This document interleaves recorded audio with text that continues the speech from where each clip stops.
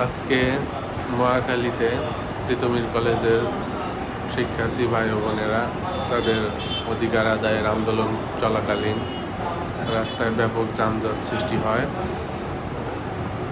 এবং কিছু কিছু সিএনজি রাস্তার ডিভাইডারের উপর দিয়ে অপর রাস্তা ইউজ করার জন্য অনেক কষ্ট করে অপর রাস্তায় নিচ্ছে।